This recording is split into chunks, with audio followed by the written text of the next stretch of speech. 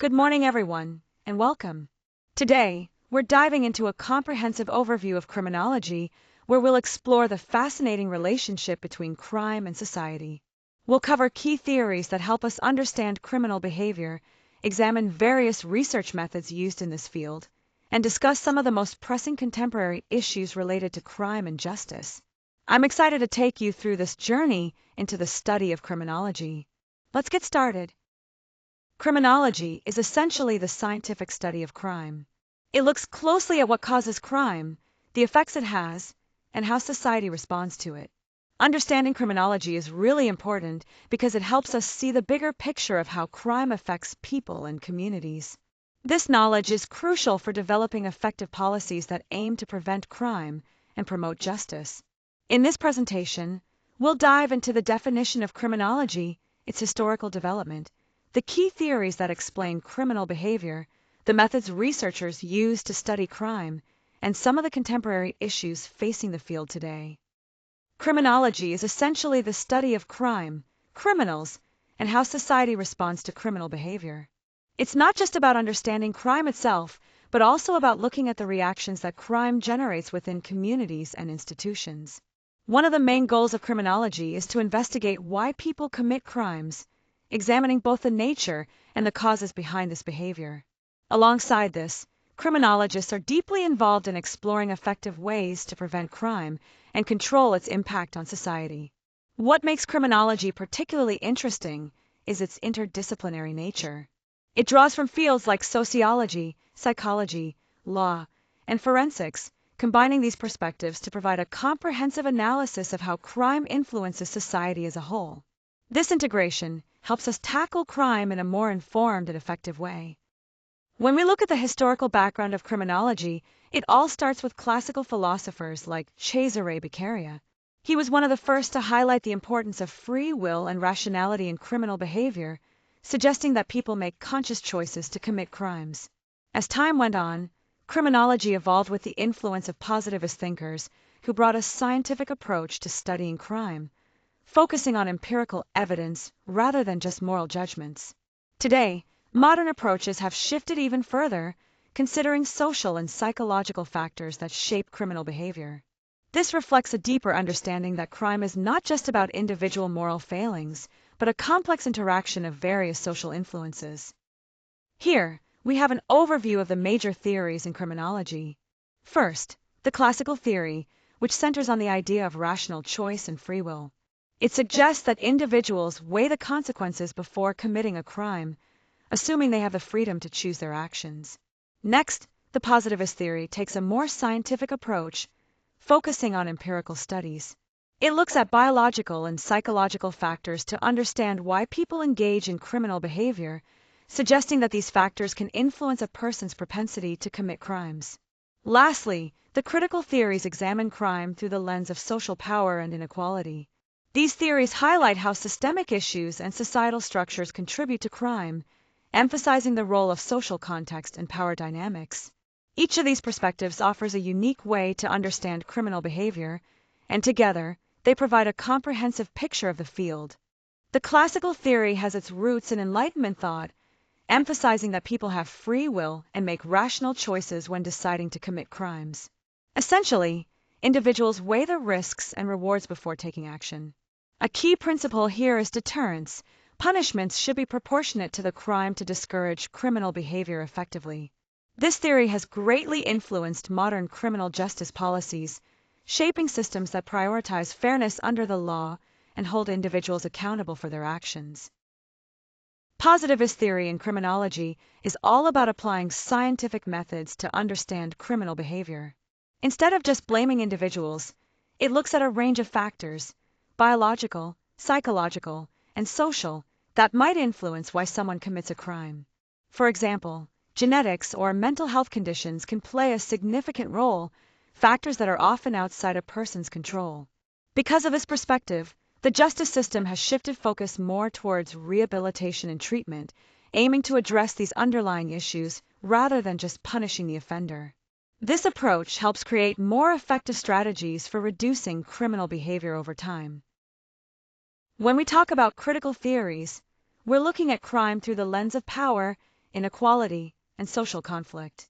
These theories help us understand how the structure of society influences criminal behavior and the justice system. Conflict theory, for example, suggests that laws are not neutral but are designed to protect the interests of dominant groups in society. Beyond that, feminist criminology brings attention to gender disparities, showing how crime and justice experiences differ between men and women. Labeling theory, on the other hand, examines how society's reactions can actually shape a person's criminal identity. All of these perspectives highlight the important role of structural factors in shaping both crime and how society responds to it. When it comes to criminological research, there are several methods we use to gather and analyze data. First, we have quantitative methods, which involve surveys and statistical analysis. These help us measure crime patterns and identify correlations, giving us a broad, data-driven understanding of criminal activity. Then, there are qualitative methods, like case studies, interviews, and ethnography.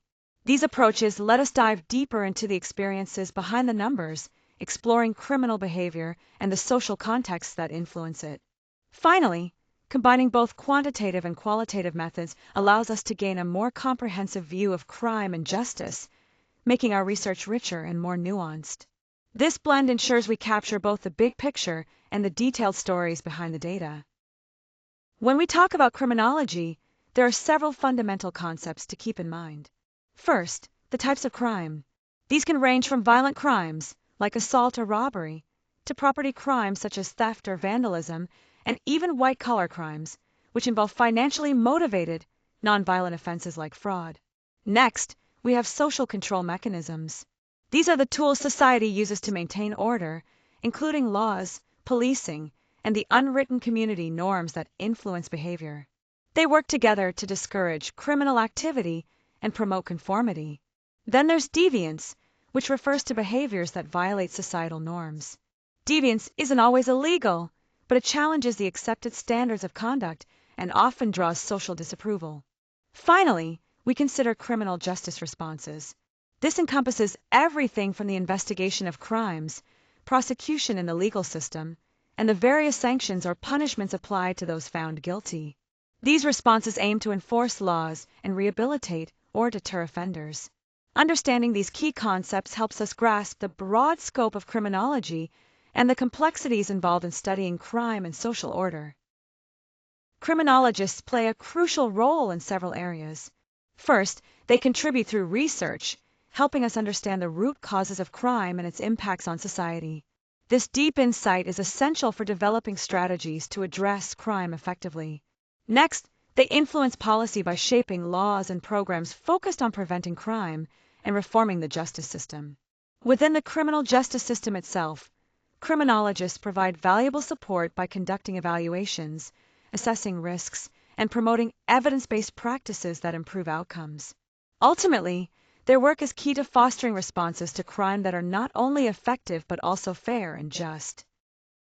When we talk about measuring crime, it's important to understand how the data is collected. There are three main methods: official records from law enforcement agencies, victim surveys where individuals report their experiences, and self-reports where offenders provide information about their own behavior. Each method offers a different perspective and helps build a more complete picture of crime. Next, categorizing crimes and analyzing the data systematically plays a crucial role. By organizing crime into specific types and studying patterns, we can identify trends over time, pinpoint high crime areas or hotspots, and detect emerging issues that need attention. This organized approach allows us to understand the dynamics of crime more clearly. Finally, the accurate statistics we gather are essential tools for decision-making. They guide policymakers in crafting effective laws, help law enforcement develop targeted strategies, and ensure that resources are allocated efficiently. Ultimately, these efforts aim to enhance prevention and intervention, making communities safer. When we look at contemporary issues and trends in the justice system, there are three main areas to consider. First, cybercrime has become a significant challenge. This includes hacking, identity theft, and online fraud, all of which exploit digital technology and pose complex problems for law enforcement. Next, we have terrorism, which carries global and ideological implications that stretch beyond borders and require coordinated international responses. Finally, there are emerging justice approaches, such as restorative justice, which emphasizes healing by encouraging reconciliation between victims and offenders. Together, these issues show how crime is evolving and highlight the importance of developing flexible and innovative methods to effectively address them. As we wrap up, it's clear that criminology is constantly evolving, deepening our understanding of crime by integrating insights from various disciplines and refining theories. Looking ahead, the field faces significant challenges, especially as technology advances rapidly, global crime networks become more sophisticated, and social inequalities persist. To address these issues effectively, innovation in both research methods and policy development will be crucial. By staying adaptable and forward-thinking, criminology can continue to play a vital role in managing and preventing crime in our increasingly complex world.